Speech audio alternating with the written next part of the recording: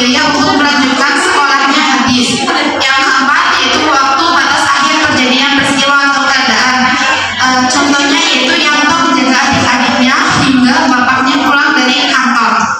Selanjutnya yaitu ada hubungan syarat. Hubungan syarat terdapat dalam kalimat yang klausa subordinatifnya menyatakan syarat terlaksananya apa yang disebut dalam klausa utama. Contohnya, Anda boleh makan makanan yang mengandung lemak asalkan mengetahui batas jumlah lemak yang tidak akan mengganggu kesehatan Anda.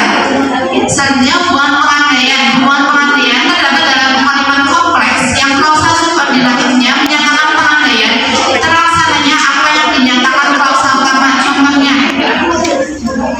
seandainya para anggota kelompok menerima aturan itu, selesailah seluruh permasalahan tersebut. Selanjutnya yaitu hubungan tujuan. Hubungan tujuan terdapat dalam kalimat klausa subordinatifnya menyatakan suatu tujuan atau harapan dari apa yang disebut dalam klausa utama. Contohnya, anggota DPR itu pergi ke daerah bencana untuk memperoleh gambaran yang lebih jelas. Selanjutnya yaitu hubungan konsesif.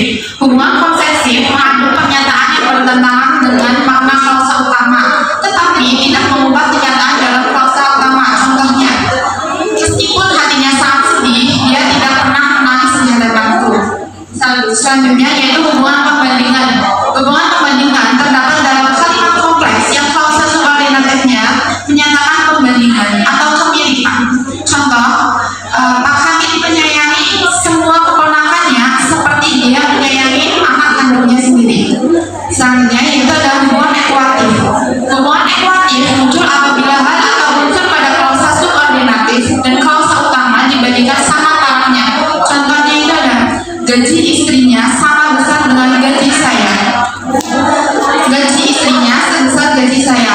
Selanjutnya itu ada hubungan komparatif. Hubungan komparatif muncul apabila hal atau unsur pada klausa subordinatif dan klausa utama yang dibandingkan berbeda tarafnya. Contohnya itu ada dia lebih cepat mengetik dengan komputer daripada dia mengetik dengan ketik. Selanjutnya itu ada hubungan penyebaban. Hubungan penyebab terdapat dalam kalimat yang klausa subordinatifnya menyatakan sebab atau alasan terjadinya apa yang dinyatakan dalam klausa utama. Contohnya itu ada keadaan menjadi genting lagi karena akan melancarkan aksinya lagi. Baik, saya membuka sesi pertanyaan. Apakah ada yang ditanyakan?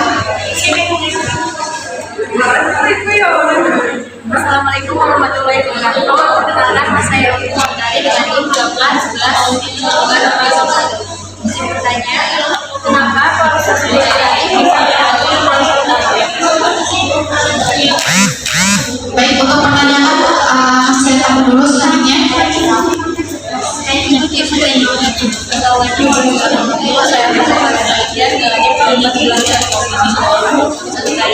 Bagaimana posisi yang digunakan dalam kalimat kompleks dapat mempengaruhi hubungan semantis antara klausa utama dan klausa pembedakan kompleks? Baik, untuk pertanyaannya akan saya tahu dulu. Baik, saya akan menjawab pertanyaan yang pertama yaitu kenapa klausa subordinatif bisa bergabung ke klausa utama? Jawabannya yaitu ketika kedua klausa tersebut dipisah, klausa utama tetap bisa berdiri sendiri menjadi satu kalimat lepas dengan kandungan informasi yang tetap jelas. Sedangkan si klausa subordinatif juga bisa berdiri sendiri menjadi satu kalimat